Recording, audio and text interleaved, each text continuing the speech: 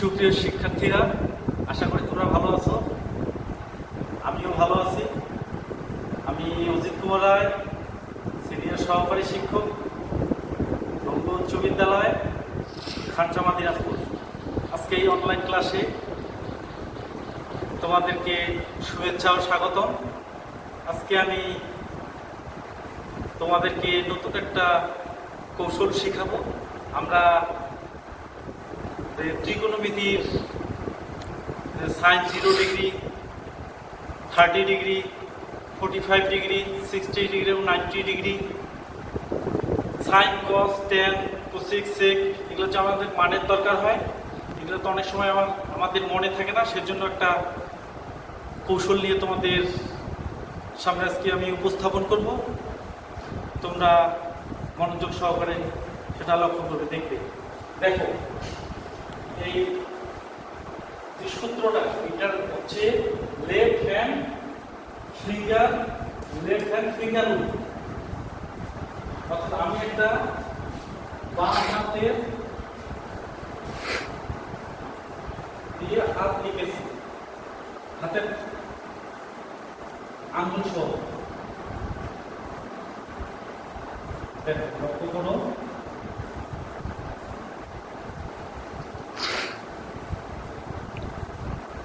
আমাদের যে ফার্স্ট আঙ্গুল থাকে হাতের, আমি এভাবে এভাবে হাত দিতে হবে।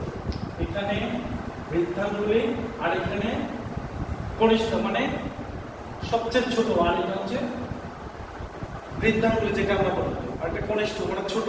এভাবে আমরা হাত অঙ্কন করছি এবং 0 degree, 30 degree, 45 degree, 60 degree, 90 degree দিয়েছি। এইটার সাথে কিভাবে আমরা সাইন 0 ডিগ্রি, সাইন থেকে একদম সাইন, কস, কোসেক, সেক, টেন, কট কিভাবে আমরা মান বাইর করা যায় সেগুলো আজকে আমরা শিখব। দেখো,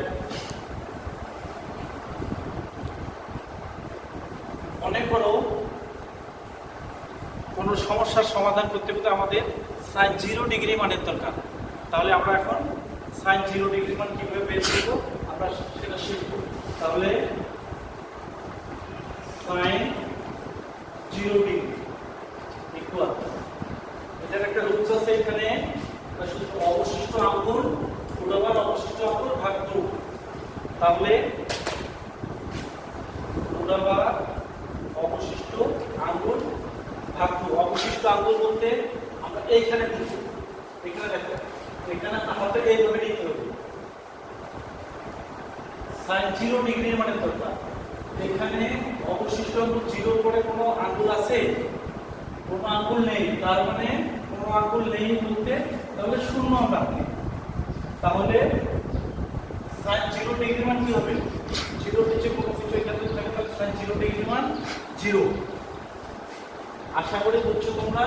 এখানে আমরা কিভাবে নিলাম, এখানে সাইনের ক্ষেত্রে এভাবে নিলাম, এখানে কোনো কিছু আর হাতের আঙ্গুল আছে না, অবশিষ্ট কোনো আঙ্গুল নাই, তার মানে শূন্য। তাহলে শূন্য নিচে দিলাম 2, তাহলে শূন্য নিচে যদি কোনো কিছু থাকে তাহলে এখানে শূন্য। তাহলে সাইন 0 ডিগ্রি মান আমরা কি পেলাম? শূন্য। এখন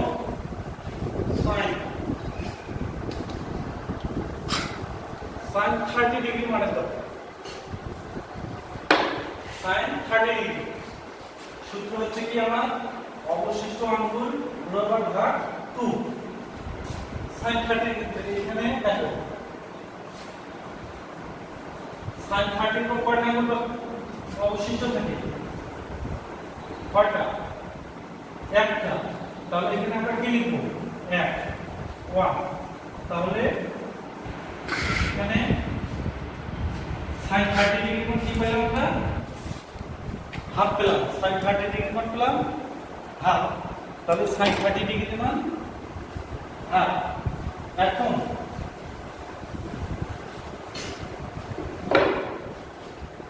সাইন 45,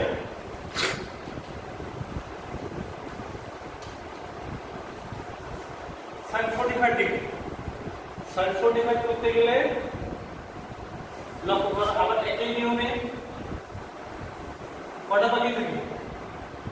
1 2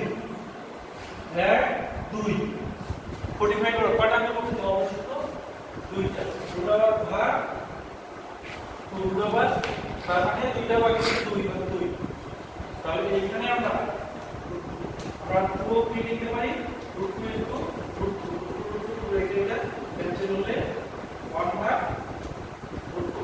তাহলে সাইন হচ্ছে সাইন 45 এর মান কত? সাইন 45 ডিগ্রি মান হচ্ছে 1/√2। এটা আমরা শিখলাম। এখন লক্ষ্য করো সাইন 60 অবশিষ্ট আঙ্গুল বর্গমূল অবশিষ্ট আঙ্গুল ভাগ করব। সাইন 60 এর ক্ষেত্রে কয়টা ভাগ দিতে হবে? 1 2 3। 60 ক্ষেত্রে 1 2 3। তাহলে এখানে কি 3।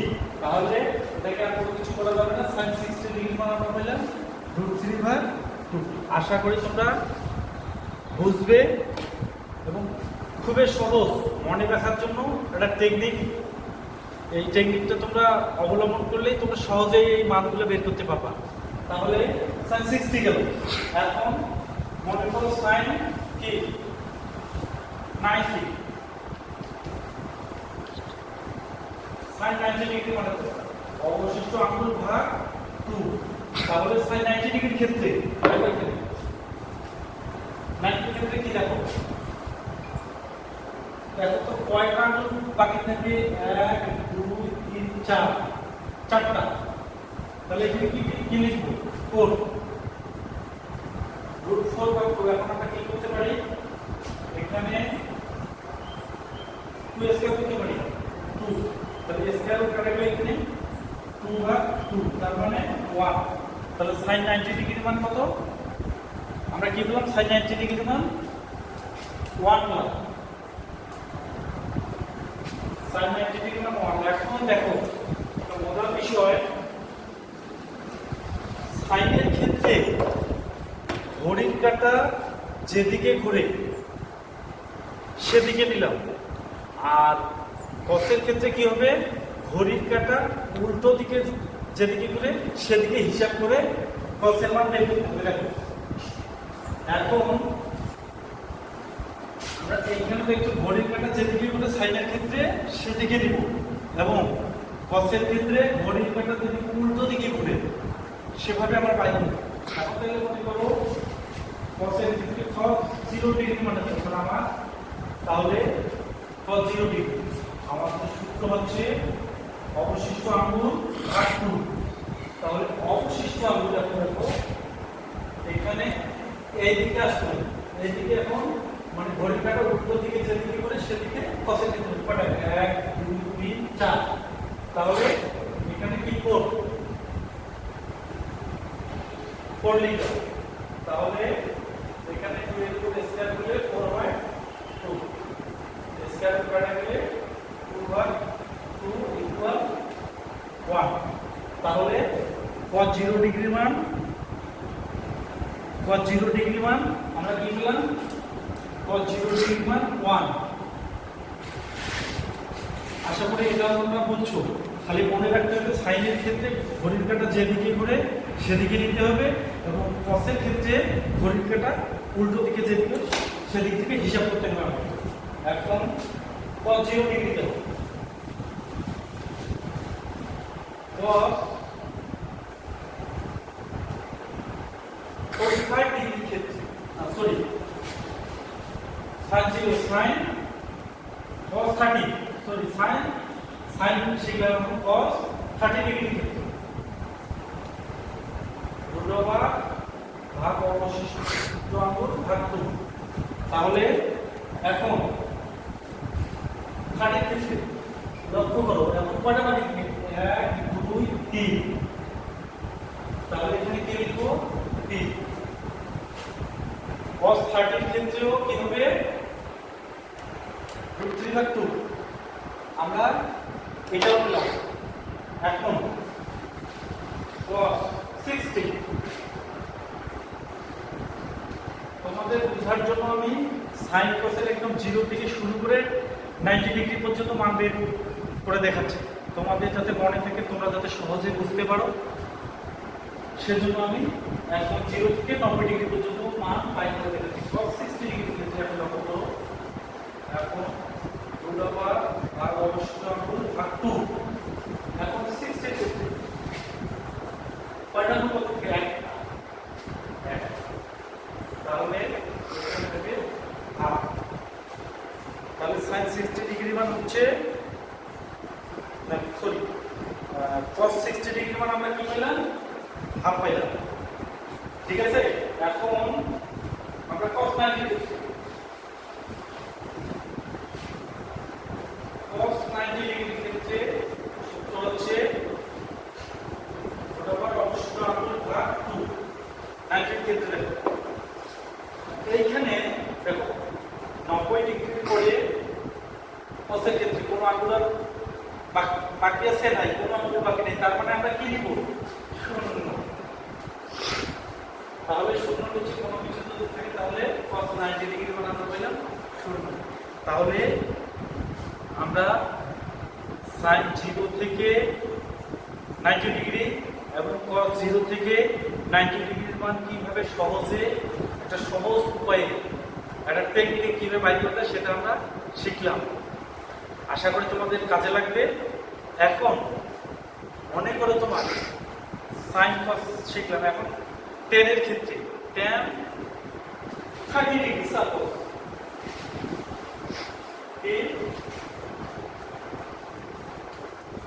tan 30 ডিগ্রি মানে কত তোমার এটার সূত্র হচ্ছে অবশিষ্ট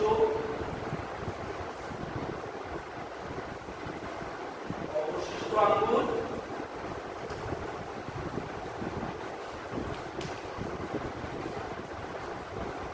ভাগ অবশিষ্ট আঙ্গুল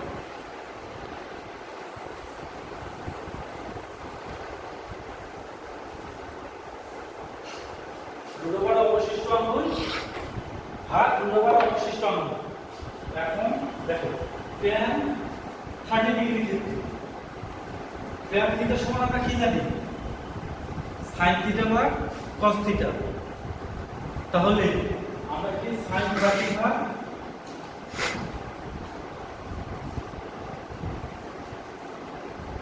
cos 30 ডিগ্রি sin 30 ডিগ্রি ভাগ cos 30 ডিগ্রি তাহলে এখন sin 30 ডিগ্রি ক্ষেত্রে এটা তো আমরা আগেই শিখছি এখন sin 30 ডিগ্রি পর কি থাকে দেখো দেখি sin এর ক্ষেত্রে কয়টা একটা তাহলে রুট 1 এখন cos এর ক্ষেত্রে কি ঘড়ির কাঁটার উল্টো দিকে যেতে হবে এখন তাহলে কয়টা বাকি 1 2 3 তাহলে এখানে কি লিখবো রুট 3 তাহলে সমান 1 ভাগ রুট 3 তাহলে tan 30 ডিগ্রি মান tan 30 ডিগ্রি মান হচ্ছে কি 1 ভাগ রুট 3 এটা আমরা শিখলাম এভাবে তোমরা tan 0 degree 30 degree 45 degree 60 degree 90 degree মান তাহলে এখন বের করতে পারবো এখন tan আর tan হচ্ছে গেল এখন মনে করো কত ক্ষেত্রে কত or 60 ডিগ্রি মানে cos θ সমান আমরা কি লিখতে পারি cos θ ভাগ তার উল্টাটা মানে cos 60 ডিগ্রি ভাগ sin 60 ডিগ্রি তাহলে cos এর ক্ষেত্রে এখন cos এর ক্ষেত্রে 60 আমার cos এর ক্ষেত্রে কয়টা আঙ্গুল বাকি থাকে একটা আর sin 60 এর ক্ষেত্রে এই পাশে cos এর ক্ষেত্রে ঘড়ির কাঁটার উল্টো দিকে আর sin এর ক্ষেত্রে ঘড়ির কাঁটার যে দিকে উল্টো সেদিকে 1 2 3 তাহলে 3 তাহলে 1 ভাগ রুট 3 cos 60 ডিগ্রি মান হচ্ছে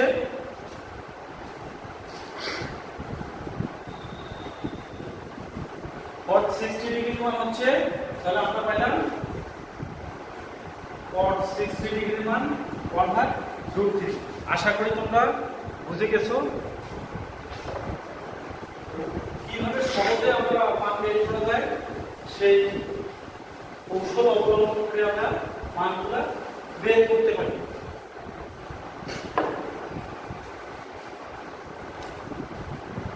তোমরা এই কৌশল কাজে লাগাতে পারবে। কাজে লাগিয়ে তোমাদের দেখা যাচ্ছে মনে নেই, অঙ্ক করতে করতে দেখা যাচ্ছে যে মনে নেই, তোমরা এটা কাজে লাগাবে অবশ্যই। আর তো আজকে এই পর্যন্তই ক্লাস শেষ করতে চাচ্ছি। তোমরা ভালো থাকো।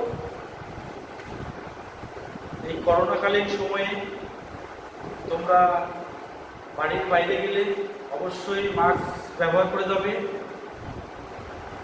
এবং বাহির থেকে আসার পর সাবান দিয়ে কমপক্ষে 20 সেকেন্ড হাত পরিষ্কার করবে অথবা হ্যান্ড স্যানিটাইজার দিয়ে হাত পরিষ্কার করে নেবে। হ্যান্ড স্যানিটাইজার ব্যবহার করবে এবং স্বাস্থ্যবিধি মেনে চলাফেরা করবে। তোমরা সবাই ভালো থাকো, সুস্থ থেকো। তোমাদের সবাই শুভকামনা জানিয়ে এই পর্যন্ত এখানে আমি ক্লাস শেষ করলাম। ধন্যবাদ সবাইকে।